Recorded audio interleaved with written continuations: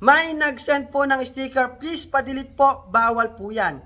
Ang laki ng sinend na sticker, bawal yung malalaking sticker kasi mag-e-end po yung live ng host. Yan po mga Lodino, yung kadalasang nababasa ko sa comment section sa mga live po ng kapwa natin content creator na sinasabi nga nila kapag may nagsesend ng malalaking sticker ay ipinapadelete nila kasi nga ma-e-end daw po yung live ng host. Ito po mga Lodino, yung tumatak sa kanilang isipan kasi meron pong mga nag-content na mga kapwa natin content creator na bawal nga daw po ang sticker.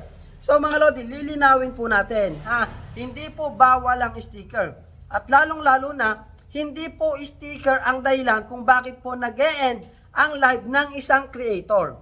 Automatic pong na-e-end ang ating live mga Lodi dahil po sa mga posibleng kadahilanan ng mga ito. Number 1, nagkakaroon po ng technical issue sa Facebook.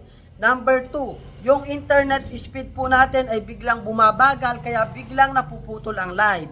Number 3 po mga Lodi ay yung device natin ang may problema. Maaaring mababa na yung RAM nito or mabagal na yung ating cellphone o kaya naman tablet or kung ano man yung ating ginagamit.